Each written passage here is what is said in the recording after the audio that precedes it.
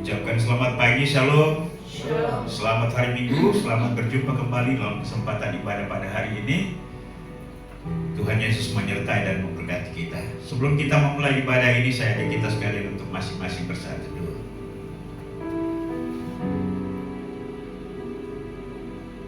Firman Tuhan dalam Mazmur nomor 91 ayat 1 dan 2 berkata, orang yang duduk dalam lindungan yang maha tinggi dan bermalam dalam naungan yang maha kuasa akan berkata kepada Tuhan, tempat perlindunganku dan kubu pertahananku, Allahku yang kupercaya. Haleluya. Mari kita siapkan pujian, katakan, Kau telah memilihku. Kembali kami bersama-sama pada pagi hari ini ya Tuhan. Kami menyiapkan hati dan kehidupan kami. Kami datang kepada Tuhan untuk memuji dan memuliakan Engkau. Kami mohon lambatan pada pagi hari ini. Dan biarlah ibadah pada hari ini Tuhan ditinggikan, Tuhan dimuliakan. Biarlah segala kepujian, kehormatan, keagungan dipersembahkan hanya bagi-Mu. Kami percaya hari ini Tuhan akan melawat dan memberkati kami. Terima kasih.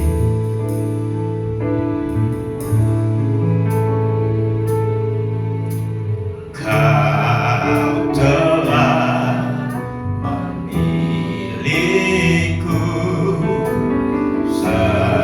sebelum dunia dibentuk. Betapa aku bersyukur padamu ya Tuhan Allahku. Kau telah memanggilku sebagai alat kerajaanmu. Betapa aku bersyukur padamu atas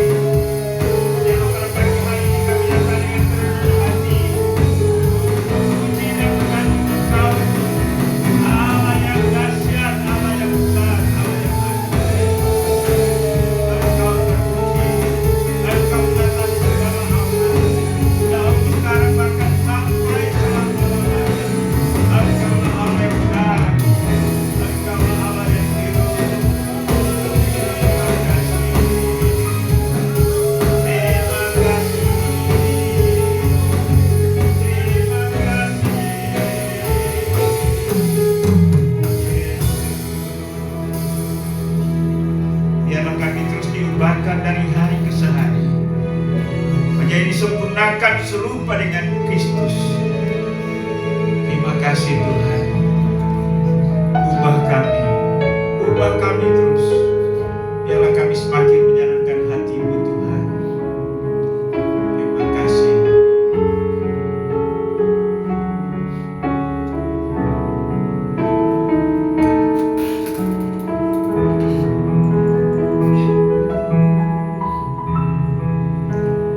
Ubah hatiku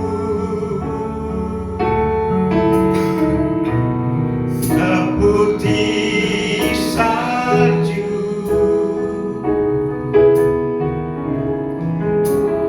hatiku seperti dirimu.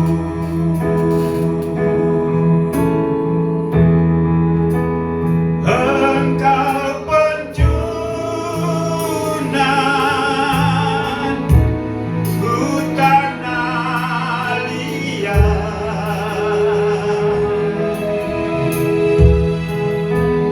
untuk jadikan itu doaku.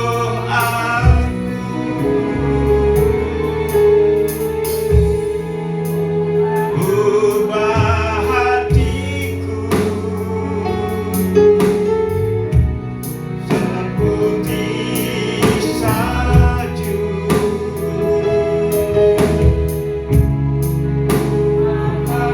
hatiku seperti dirimu.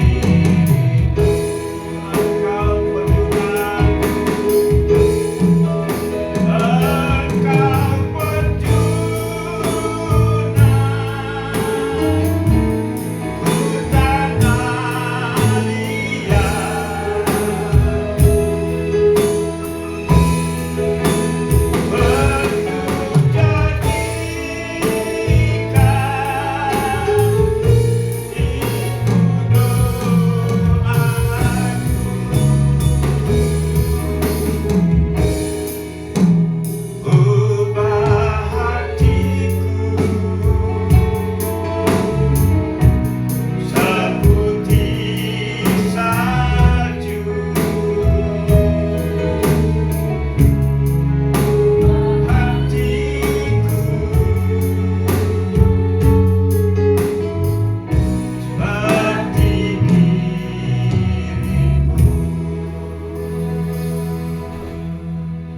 untuk kami persembahkan segala pujian, hormat, kemuliaan, keagungan hanya bagi-Mu ya Tuhan.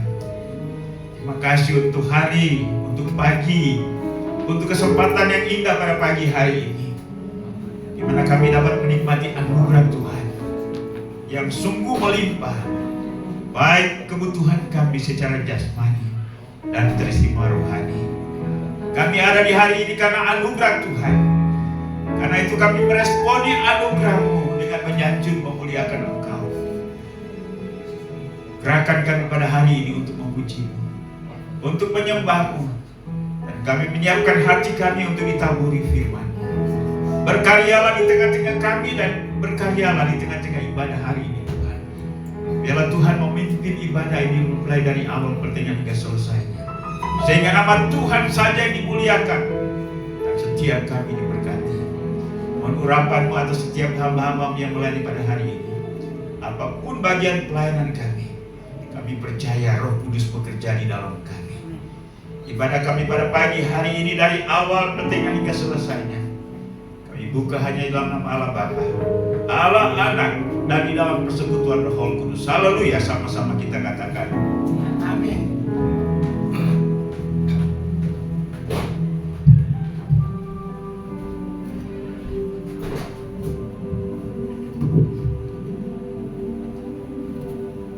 Sekali lagi saya menyapa Shalom. Shalom. Ada sukacita hari ini. Amin. Mari salami saudara kanan kirimu. Kita lanjutkan ibadah kita. Kita akan satu pujian, katakan, aku jalan kebenaran dan jalan kehidupan, itu yang Yesus katakan.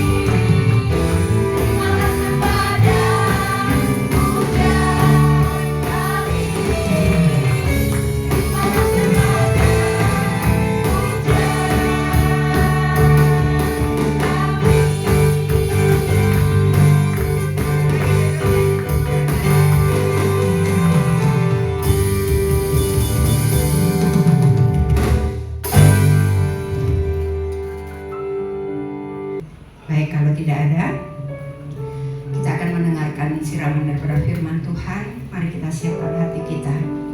Kita angkat satu pujian, katakan, ajar kami Tuhan menghitung hari-hari, agar hati kami beroleh bijaksana.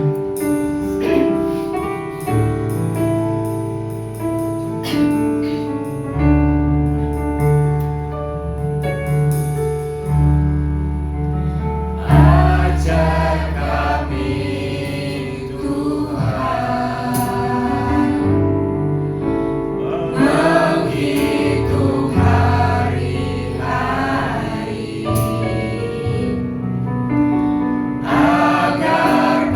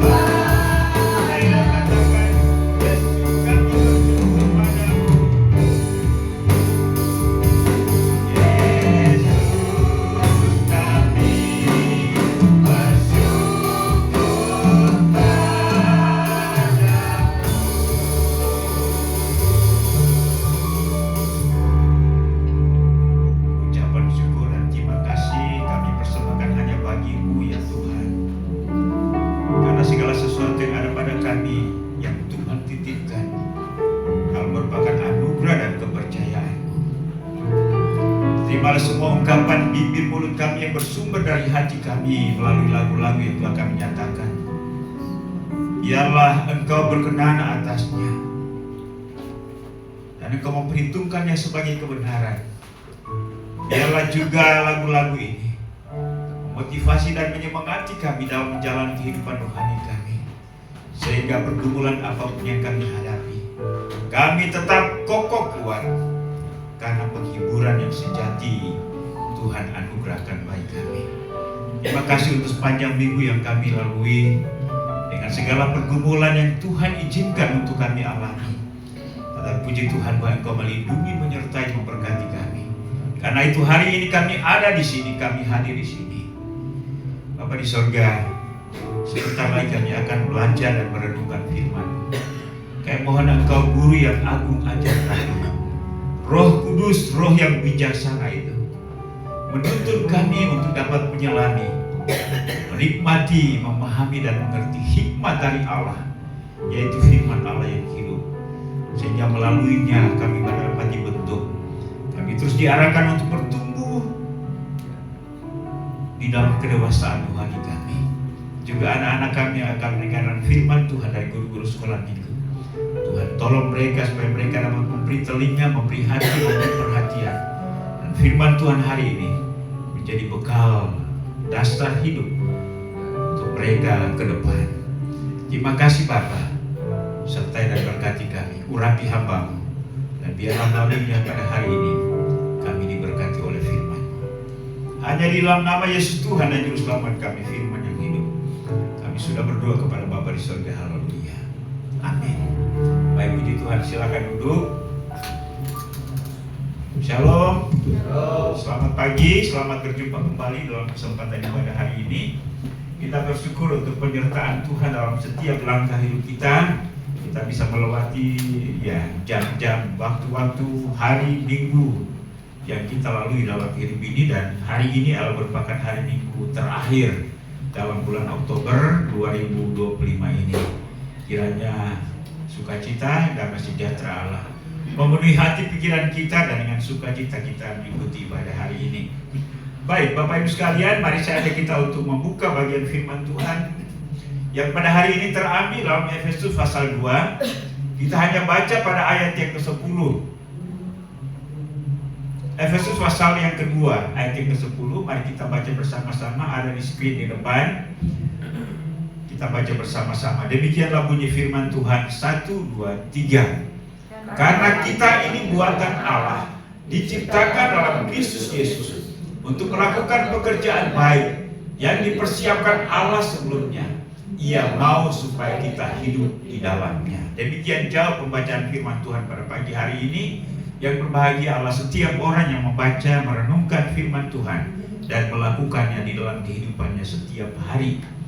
Karena kita ini buatan Allah, diciptakan di dalam Kristus Yesus untuk melakukan pekerjaan baik yang dipersiapkan Allah sebelumnya.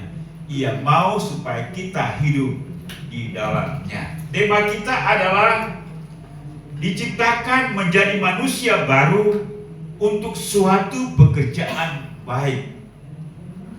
Diciptakan menjadi manusia baru untuk suatu pekerjaan baik. Bapak, Ibu, dan Saudara, dalam sepanjang bulan ini kita sudah belajar di bawah satu tema, yaitu dipanggil, ditetapkan, dan diutus untuk menghasilkan buah yang baik. Tema kita pada hari ini memiliki relevansi, ya, dengan tema-tema kita pada 3 minggu sesudahnya, ya. Kita diciptakan menjadi manusia baru. Ini adalah merupakan kunci utama atau rahasia utama yang memungkinkan kita untuk hidup berbuahkan kebaikan dan kebenaran. Tanpa kita mengalami proses ciptaan baru, maka tidak mungkin kita hanya bisa beragama, kita hanya bisa memiliki nama yang Kristiani, kita hanya bisa beribadah. Tetapi kalau kita tidak mengalami pengalaman diciptakan menjadi manusia baru, maka kita sulit untuk bisa menghasilkan buah yang baik. Kalau kita memperhatikan ayat sebelum ayat yang ke-10 ini, khususnya pada ayat 1 sampai dengan ayat yang ketiga, firman Tuhan ini memberikan sebuah gambaran tentang manusia lama sebelum menjadi manusia baru. Firman Tuhan berkata, kamu dahulu sudah mati karena pelanggaran dan dosa-dosamu. Kamu hidup di dalamnya karena kamu mengikuti jalan dunia ini. Karena kamu mentaati penguasa kerajaan angkasa, yaitu roh yang sekarang sedang bekerja di antara orang-orang durhaka. Inilah gambaran manusia lama, ya, yang sekarang dihidupi oleh orang dunia ini, yang dulu pun juga kita hidup di dalamnya. Namun sekarang ini kita telah berbeda, karena kita telah mengalami ciptaan yang baru. Bapak Ibu dan Saudara, arti diciptakan yaitu tindakan Allah di dalam Kristus mengubah sepenuhnya atau mentransformasi setiap orang percaya untuk menjadi manusia baru. Ini sedianya yang harus dialami oleh setiap orang Kristen manapun di dunia ini, ya, yaitu mengalami perubahan, mengalami transformasi. Karena kalau kita tidak mengalami transformasi, maka kita tidak mungkin menghasilkan buah yang baik yang menyenangkan hati Allah. Amin, Bapak Ibu. Karena ini menjadi dasar, ini sangat penting, ini sangat vitalitas. Nah, itulah sebabnya kalau orang tidak mengalami manusia baru, hidupnya akan tetap sama dengan kebanyakan orang di dunia ini. Ya, suka bertengkar, suka membicarakan kebusukan orang lain, cepat tersinggung, diajak berantem, ayo. Ya, ada masalah sulit untuk bisa menyelesaikannya. Ini ciri-ciri manusia lama. Ya, hidup bersama dah sampai sebulan, dah sampai setahun, buyar. Tidak sanggup untuk bisa menahan diri, mengendalikan diri. Ya. Ini ciri manusia lama. Tetapi setelah dia mengalami proses penciptaan baru, maka akan ada perubahan besar. Coba mari kita, ya, tidak usah minta orang lain untuk mengevaluasi hidup kita. Kita perlu mengevaluasi diri setiap hari. Amin, Bapak Ibu. Ya, ini penting, karena kalau tidak, sia-sialah kita menjadi orang yang percaya.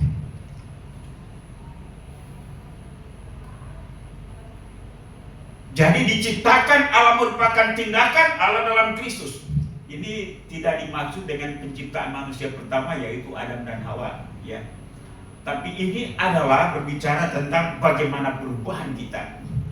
Ya, memang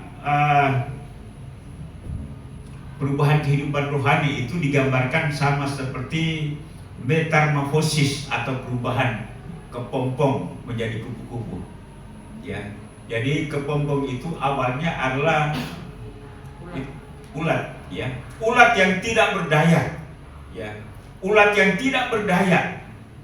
Saya belum menyelidiki berapa proses lama dari kepompong menjadi kupu-kupu. Ada Bapak Ibu yang tahu?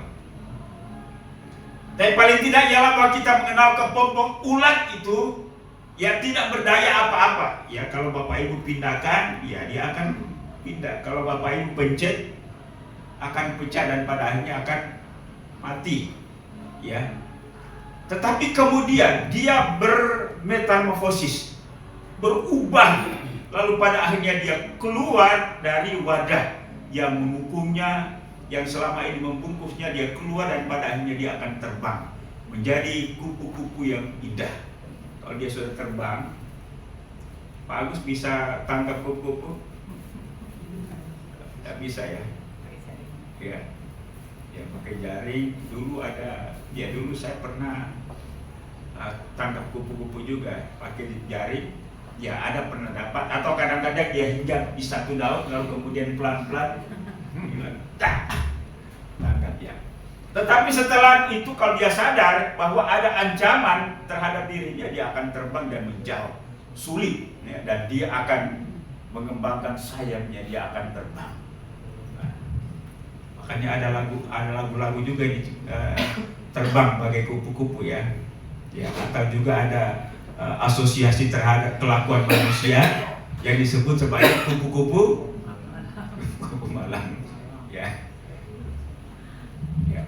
Pendek kata bahwa ya begitulah proses ya, gambaran tentang perubahan hidup manusia.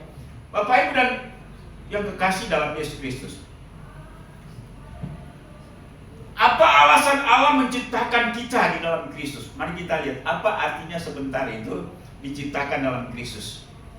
Ya, kalau kita merujuk kepada apa yang dinyatakan dalam pasal 1 sampai dengan ayat yang ketiga, bahwa hidup yang lama itu Allah, hidup yang kontras, yang berlawanan dengan kehendak Allah, ya, yang menyedihkan, yang menyakiti hati Allah.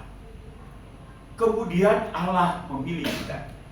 Paulus ini senang dengan kata memilih. Ya, kita sudah jelaskan pada waktu yang lalu bahwa kalau manusia memilih pasti memilih yang terbaik, bukan? Ya, memilih yang terbaik, yang menyenangkan, yang sesuai dengan keinginan kita. Tetapi Allah memilih kita, ya kita bukanlah apa-apa, malah kita menyakiti Dia karena kita masih hidup di dalam dosa. Tetapi anehnya ialah bahwa Allah memilih kita. Allah memilih kita bukan karena faktor yang ada pada kita, tetapi Allah memilih kita karena kasih-Nya, anugerah-Nya, hati-Nya yang begitu murni terhadap setiap kita pendosa. Makanya Paulus berkata, Allah yang kaya dengan rahmat.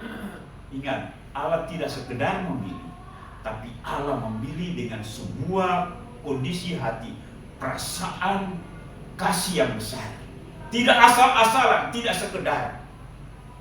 Kalau Bapak Ibu melihat tiba-tiba ada satu hari, ada satu jam, ada yang mengetuk pintu rumah kita atau pagar rumah kita, lalu kemudian kita buka dan kita terkejut melihat seorang bapak-bapak atau ibu-ibu atau anak yang pakaiannya sobek-sobek, kemudian ingusan, kemudian mukanya belepotan dengan daki, mungkin tidak mandi sebulan, ya.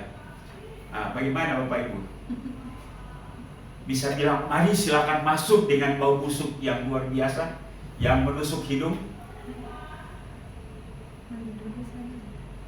Halo, adakah Bapak Ibu yang langsung bilang, mari?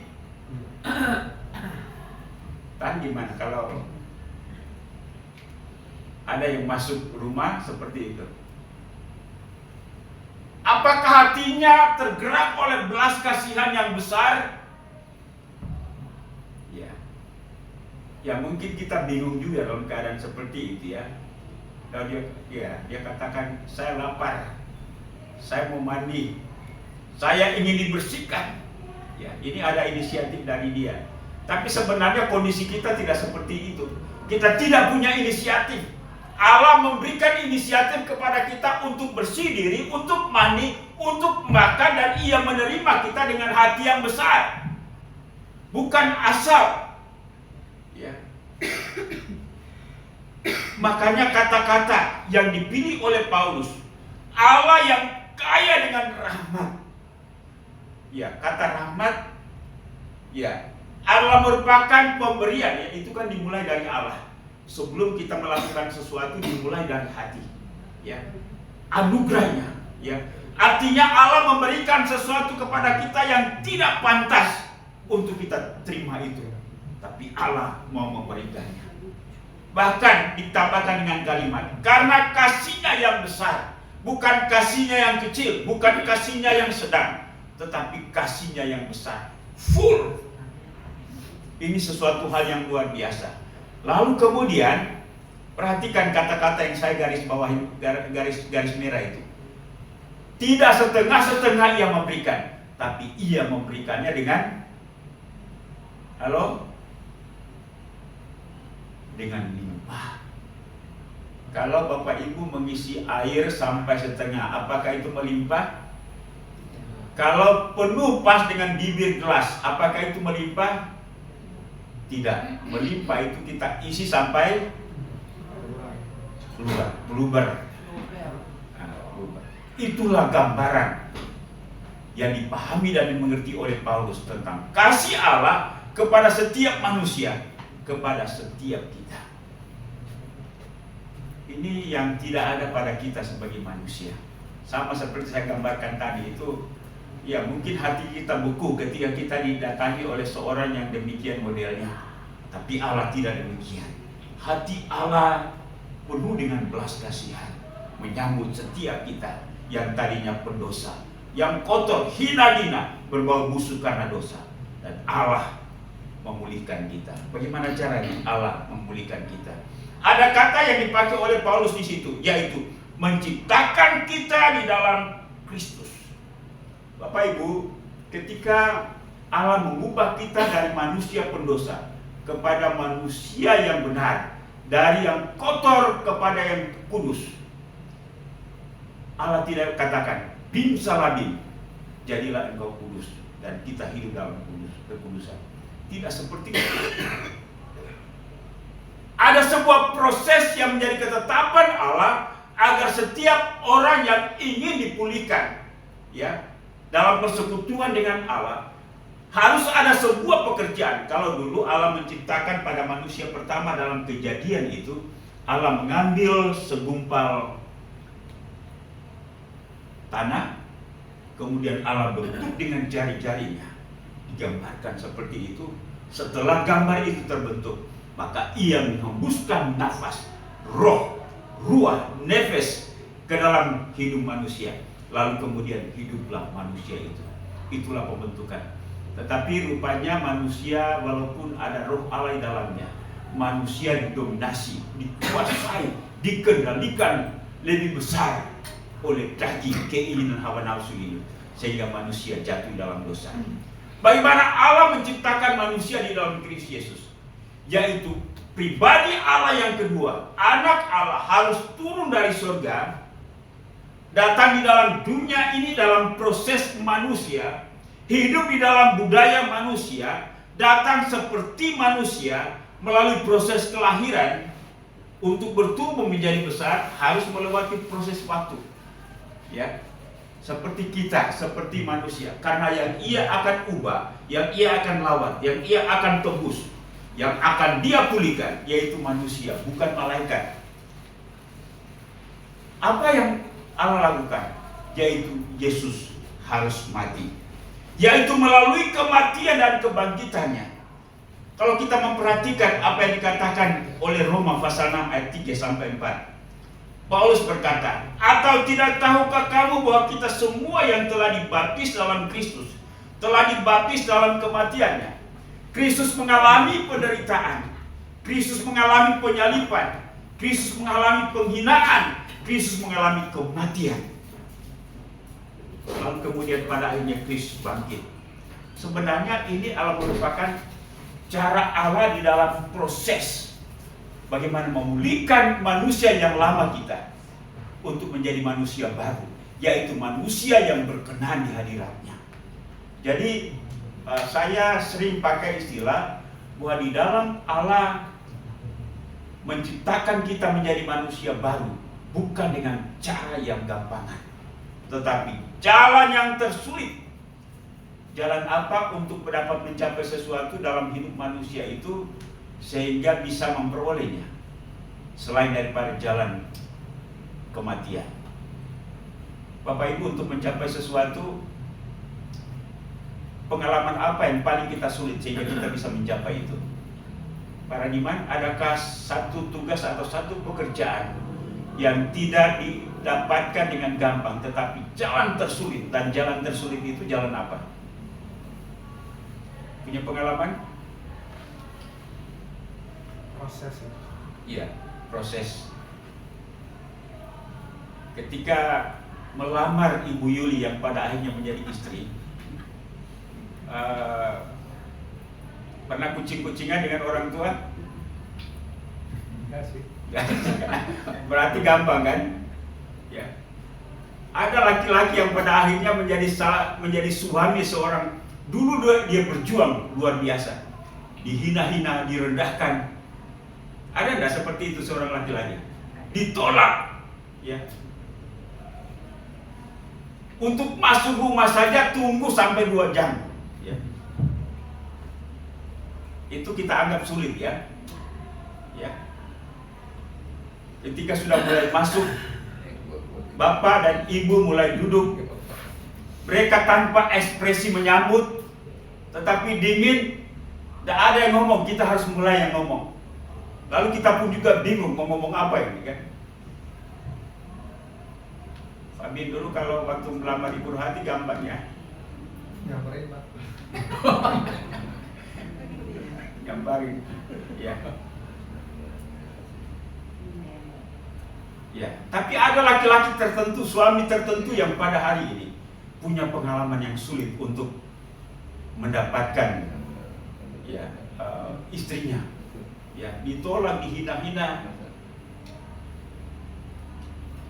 Apakah itu tersulit? Belum sampai mati kan kita, ya.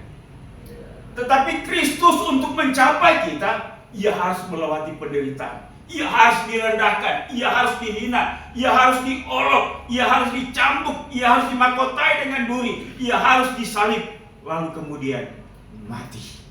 Dan dengan demikian terbukalah jalan bagi setiap kita untuk mengalami pemulihan hubungan dengan Allah.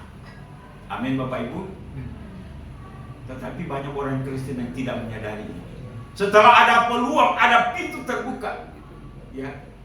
Yang membuka pintu surga bukan herder, ya, tetapi Bapa. Siapa yang di sini ketika pacaran yang buka pintu rumah itu bapaknya langsung? Mas Emi? Ya, ini baru pacaran, tapi bapaknya sudah tunggu buka pintu. Silakan masuk. Kalau orang Ambon bilang selamat masuk nyong. Ya. Kalau disambut oleh bapaknya seperti itu luar biasa bukan? Jadi bapaknya ada di dalam, kita ketok-ketok, pura-pura tidak dengar, ya. Tetapi Allah tidak seperti itu. Allah menyambut kita dan ia membukakan pintu bagi kita dan menerima kita dengan kasih dan respon yang luar biasa. Amin Bapak Ibu. Inilah gambaran yang saya maksud. Ya, jadi Kristus harus mati. Yang digambarkan dalam relasi dan kebersamaan di situ dikatakan, atau tidak tahukah kamu bahwa kita semua yang telah dibaptis dalam Kristus? Jangan mengartikan atau mengenal kata baptis ini ya kita masuk dalam air lalu kemudian ditenggelamkan. Itu hanya bersifat simbolis. Tetapi yang paling utama ialah kebersamaan, atau saya sering menggunakan istilah dipersekutukan dengan Kristus, di dalam Kristus, ya. Kalau kita sudah bersekutu dengan Kristus, maka kita punya relasi yang kuat. Bahwa apa yang dialami oleh Kristus, kita pun juga mengalaminya. Dan sebaliknya bahwa apapun yang kita alami juga dialami oleh Kristus. Ini yang saya maksud bersekutu. Ketika Kristus mati, maka kita pun juga mati. Ketika Kristus bangkit, kita pun juga bangkit. Ini adalah penjelasan rohani tentang bagaimana perubahan hidup kita. Memang Kristus mati 2000 tahun yang lalu, tetapi kita baru menyadarinya, memahami, mengerti, mengimaninya pada hari ini. Bahwa Kristus yang mati 2000 tahun yang lalu adalah membawa kematian kehidupan manusia lama saya. Dan kemudian ketika ia bangkit, ia memberikan kehidupan yang baru. Ia memberikan kehidupan yang bangkit itu untuk saya miliki dan saya hidupi pada hari ini. Amin Bapak Ibu. Ini makna rohaninya. Jadi kita dipersekutukan dengan Kristus. Sehingga Paulus berkata, hidupku bukan aku lagi, tetapi Kristus yang hidup di dalam aku. Aku di dalam Kristus dan Kristus di dalam aku. Ini kita di dalam Kristus. Hal-hal yang bersifat fisik atau jasmani, ketika kita katakan kita minum teh dalam air atau air dalam teh, tapi teh juga dalam air. Air itu sudah berpadu, sudah menjadi satu dengan teh itu. Ya, ini gambaran secara fisik. Tetapi sekali lagi ini mau menjelaskan tentang bahwa Kristus dalam aku dan aku di dalam Kristus. Dan ketika Kristus bangkit, maka yang bangkit itu adalah kehidupan manusia yang baru saya. Sedangkan yang kehidupan manusia yang lama telah berlalu karena sudah mati bersama dengan kematian Kristus. Amin Bapak Ibu. Sehingga kehidupan yang dulu hari ini walaupun terus diungkit-ungkit, diprovokasi oleh kegelapan untuk kita miliki kembali, tapi sebenarnya hidup yang lama itu telah terkubur. Ada pernyataan-pernyataan Alkitab tentang manusia yang telah mengalami penciptaan. Ya, ada kata penciptaan itu sama dengan kelahiran baru, dihidupkan kembali dengan Kristus, dibangkitkan kembali dengan Kristus. Pendek kata bahwa ini mau menjelaskan tentang pemutusan cara hidup yang lama dan kita memperoleh kehidupan yang baru, yaitu kehidupan Kristus. Ada beberapa pernyataan-pernyataan Alkitab tentang manusia yang telah mengalami penciptaan kembali. Firman Tuhan berkata dalam 2 Korintus 5 ayat 17, jadi siapa yang ada dalam Kristus, ia adalah ciptaan baru, yang lama sudah berlalu, sesungguhnya yang baru sudah datang. Ya, yang mungkin kita berkata Melki yang dulu kejahatan, sekarang Melki yang baru adalah orang baik. Amin. Kalau dulu saya pemarah, hari ini saya menjadi orang sabar. Kalau dulu saya pembohong, maka saya hari ini adalah orang yang jujur. Kalau dulu saya melakukan 1001 macam kehidupan yang lama, kehidupan dosa, maka hari ini saya telah mengalami perubahan, kebalikan dari apa yang dulu saya hidupi. Amin Bapak Ibu. Ya, jadi siapa yang ada dalam Kristus, ia adalah ciptaan baru. Dan hidup kita adalah serupa dengan Kristus. Yang kedua, Efesus 4 ayat 24. Kita mengenakan manusia baru yang telah diciptakan menurut kehendak Allah di dalam kebenaran dan kekudusan yang sesungguhnya. Hidup kita hari ini adalah hidup yang sesuai dengan kehendak Allah, maunya Allah, keinginan Allah, harapan Allah. Kalau dulu hidup kita seperti apa? Kehendak, ya kehendak sendiri. Lebih parah lagi mau disebut kehendak setan, ya. Maunya setan, keinginannya setan, harapannya setan, ya. Dulu, itu dulu, ya. Tapi hari ini hidup kita menggembirakan Allah, menggembirakan Bapa di surga. Mengapa? Karena kita hidup dalam kebenaran dan kekudusan. Selanjutnya Kolose 3 ayat 10. Kita telah mengenakan manusia baru yang terus menerus diperbaharui untuk memperoleh pengetahuan yang benar menurut gambar ciptaannya, penciptanya, bahwa kita pada akhirnya akan seperti Kristus pencipta kita. Ya. Jadi kalau mau melihat hidup Kristus itu seperti apa, lihatlah kehidupan anak-anaknya hari ini. Lihatlah kehidupan orang Kristen hari ini. Pertanyaannya kita, apakah kita sudah menggambarkan kehidupan kita, sudah menggambarkan kehidupan Kristus? Halo, Samuel, apakah kehidupan Samuel sudah menggambarkan kehidupan Kristus? Ya, amin, sudah terbukti. Ya. Sementara terbukti dan akan terus terbukti sampai dengan akhir hayat kita. Itu yang seharusnya. Bahkan dalam bacaan kita tadi, Efesus 2 ayat 10. Karena kita ini buatan Allah, diciptakan dalam Kristus Yesus untuk melakukan pekerjaan baik yang dipersiapkan Allah sebelumnya. Ia mau supaya kita hidup di dalamnya.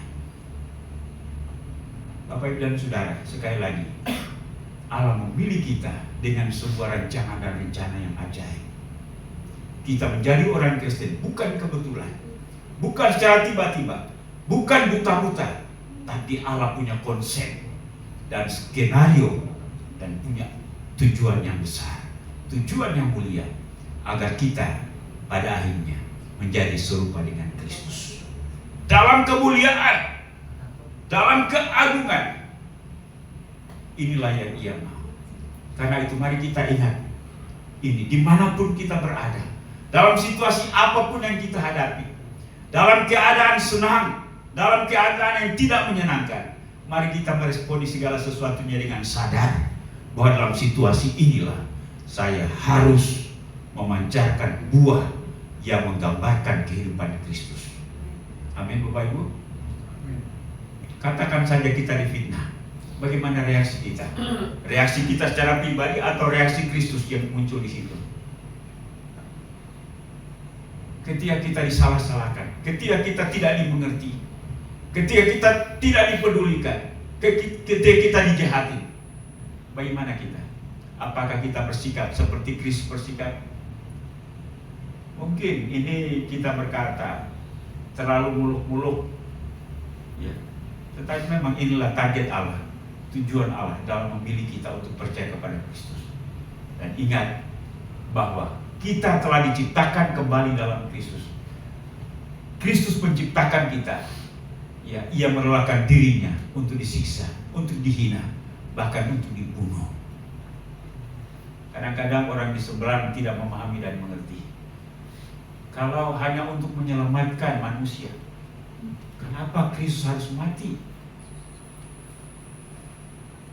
Mereka tidak memahami dan mengerti makna yang sesungguhnya. Bahwa sekali lagi, dalam memulihkan kita, menjadikan kita manusia baru, Allah tidak menggunakan cara yang gampangan. Beda dengan falsafah manusia sekarang. Kalau ada cara yang gampang, kenapa susah-susah? Kan? Halo Bapak Ibu? Tetapi cara yang instan adalah cara yang sering dipakai oleh iblis untuk memanipulasi sesuatu. Dipikir itu sejati, padahal itu palsu. Tapi Allah tidak menggunakan semua yang instan. Allah menggunakan cara yang unik, yang luar biasa, yang kadang kita tidak pahami. Tapi itulah Allah. Ia adalah yang sejati. Kalau Ia adalah Allah yang sejati, maka Ia menggunakan pekerjaan yang sejati. Amin.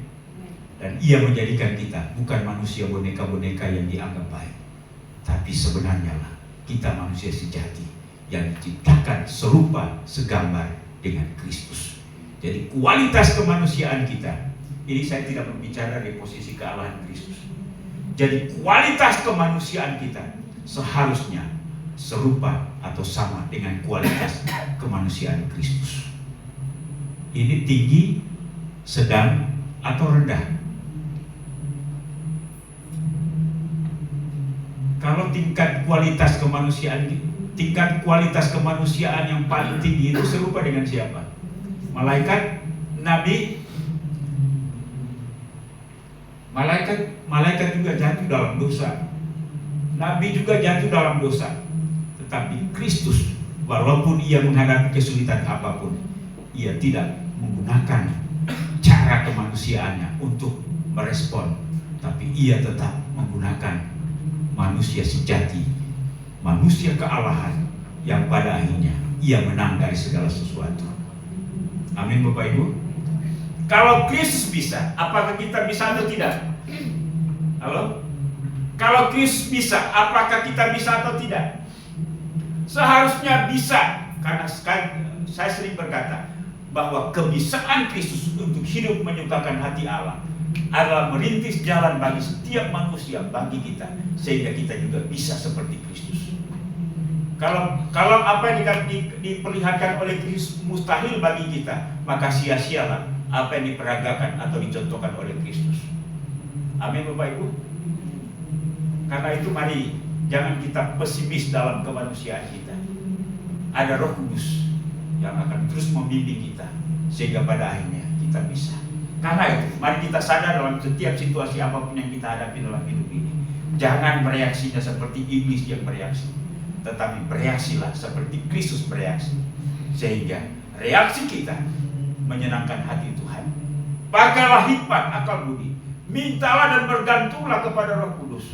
Dan jadikanlah firman Allah menjadi landasan bagi kehidupan kita. Sehingga apa yang dikerjakan dan dilakukan oleh Kristus, apa yang dihidupi oleh Kristus, itu pun juga kita bisa hidupi. Impactnya apa? Dampaknya apa? Pengaruhnya apa?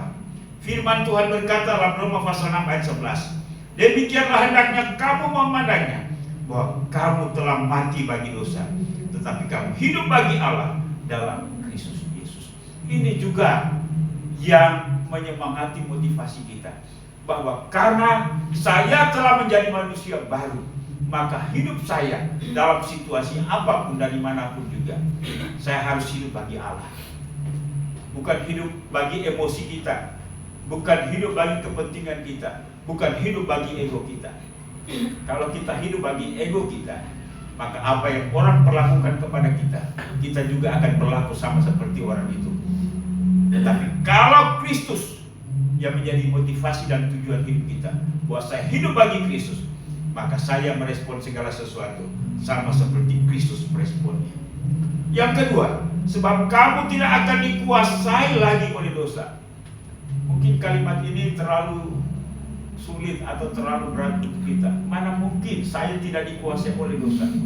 Bukankah saya masih hidup dalam daging? Bukankah saya masih punya perasaan yang sama seperti manusia lainnya? Tapi ingat, sekalipun wujud kita masih manusia biasa, tetapi roh Allah ada di dalam diri kita. Kita sering menggunakan ayat firman Tuhan, roh yang ada pada saya lebih besar daripada roh dunia ini. Itu pun juga berlaku dalam sikap kita meresponi segala sesuatu, bahwa kita telah memiliki manusia baru, dan roh itu menyertai kita dan memampukan kita untuk menghidupi manusia baru itu. Amin Bapak Ibu. Mengapa? Karena kita tidak berada di bawah hukum Taurat, tetapi di bawah kasih karunia Allah yang berlimpah-limpah, dan Ia akan memberikan kesanggupan bagi kita. Nah, kadang-kadang firman Tuhan ini jarang dihotbahkan di gereja-gereja. Yang dihotbahkan itu ya lebih banyak ya berkat. Naik jabatan, dapat uang banyak, Tuhan memuluskan jalan. Tapi untuk dibentuk menjadi serupa dengan Kristus, pikirnya pun juga sulit kita. Ya. Tetapi kita dipanggil untuk ini. Kita dipanggil bukan untuk memiliki semua seisi dunia ini.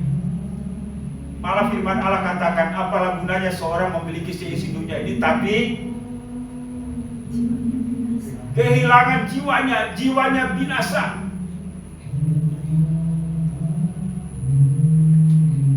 Kita dipanggil bukan untuk memiliki kekayaan dunia ini.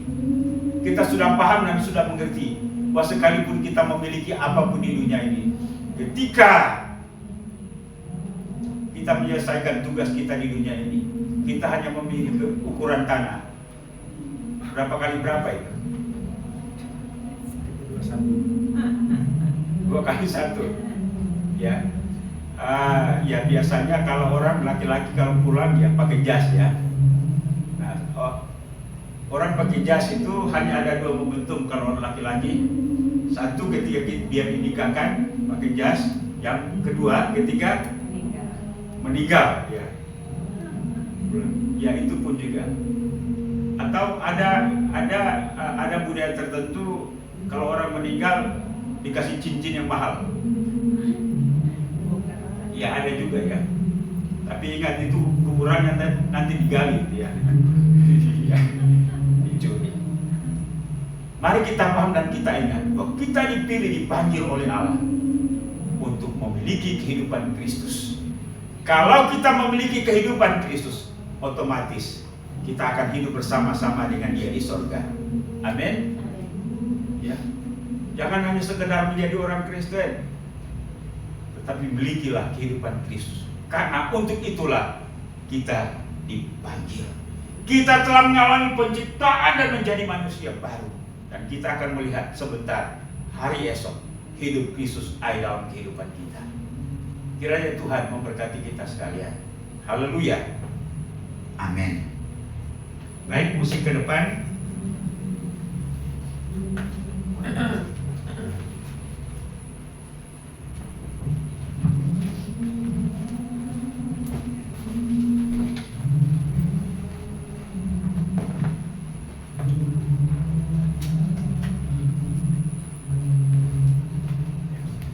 nyanyikan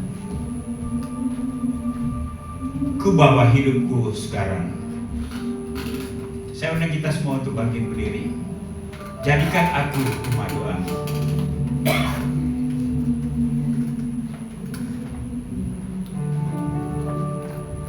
Ku bawa hidupku sekarang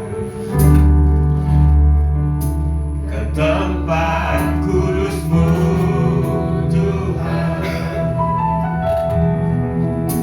Di mezbah-Mu ku serahkan seluruh hidupku.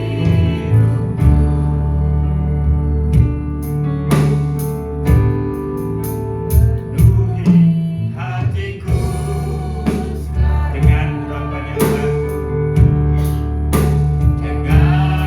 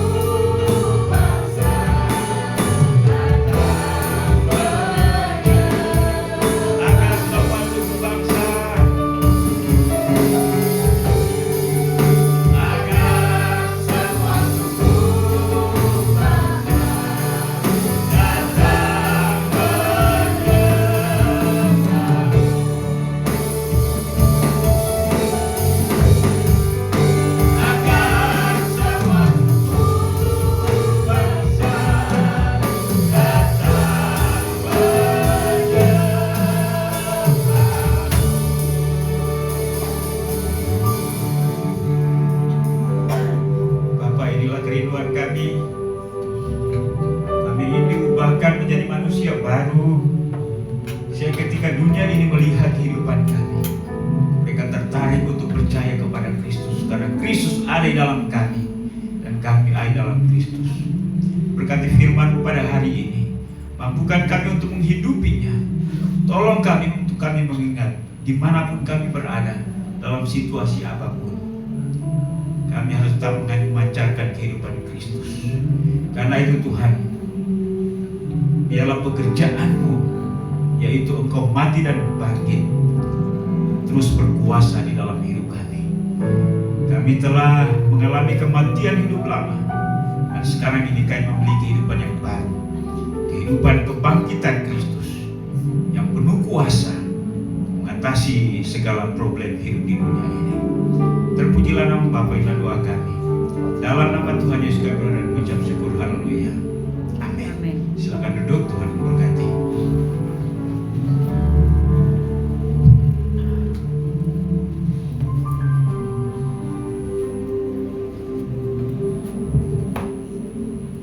Kita akan memberikan persembahan. Saya mengundang Erika untuk menjalankan satu persembahan. Sebelum persembahan dijalankan, saya akan membacakan satu ayat di dalam firman Tuhan. Di dalam 2 Korintus 9 ayat 6 dan 7. Camkanlah ini, orang-orang yang menabur sedikit akan menuai sedikit juga, dan orang yang menabur banyak akan menuai banyak juga. Hendaklah masing-masing memberikan menurut kerelaan hatinya, jangan dengan sedih hati atau karena paksaan, sebab Allah mengasihi orang yang memberi dengan sukacita, dan Allah sanggup melimpahkan segala kasih karunia kepadamu, supaya kamu senantiasa berkecukupan di dalam segala sesuatu dan malah berkelebihan di dalam berbagai kebajikan. Kita satu dalam doa. Terima kasih Bapa yang di dalam surga, yang senantiasa memelihara setiap kehidupan kami, mencukupkan setiap kebutuhan kami, dan memimpin kami di sepanjang kehidupan hari lepas hari. Terima kasih untuk segala kebaikan-Mu yang senantiasa kami terima dalam kehidupan kami. Sebentar kami akan menerima sebagian daripada berkat yang Tuhan sudah berikan kepada kami. Biarlah kiranya Tuhan kami memberi dengan penuh sukacita. Engkau juga mau memberikan hikmat kepada pengelola hamba-hamba-Mu yang Engkau percayakan untuk mengelola daripada keuangan ini. Biarlah kiranya Tuhan, hikmat Tuhan ada atas hamba-Mu ini. Terima kasih Tuhan, biarlah Engkau pakai juga persembahan ini untuk memperluas kerajaan-Mu. Terima kasih Tuhan, biarlah setiap anak-anak-Mu yang memberi dengan sukacita akan menerima berkat yang Tuhan sudah janjikan seperti di dalam firman. Terima kasih Tuhan, kami akan meletakkan persembahan ini di dalam nama Tuhan Yesus. Haleluya. Amin. Kita angkat satu pujian, katakan Allah sumber kuatku.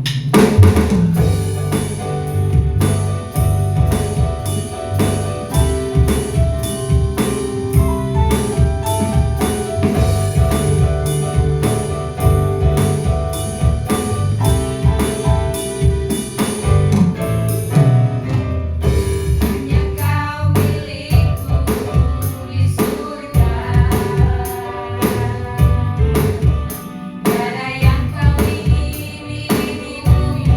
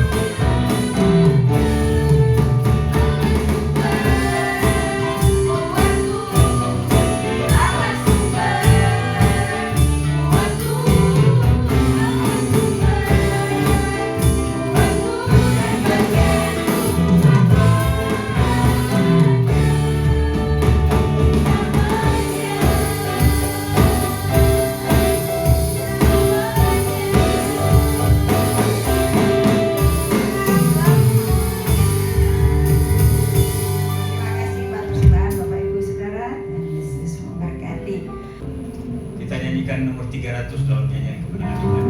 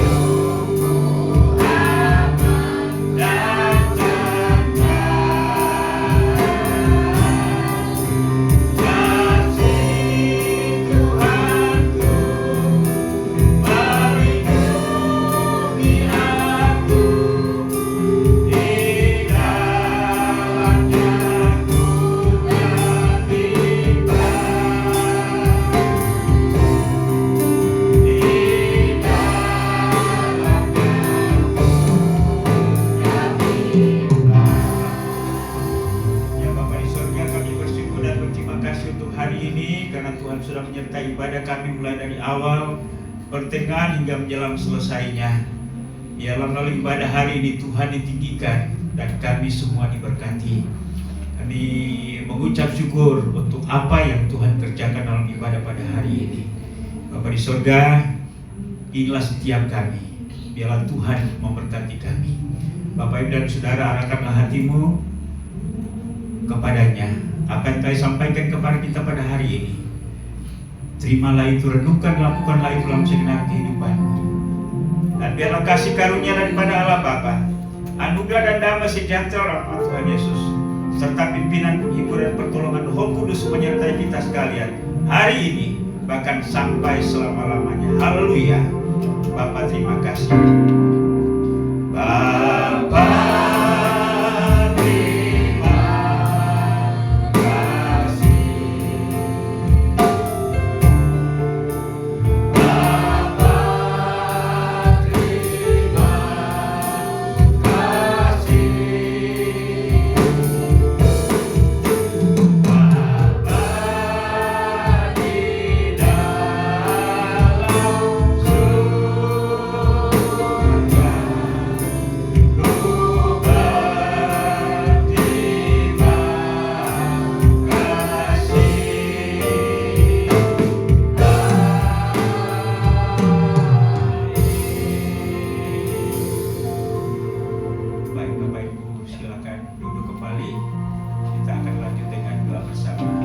selamat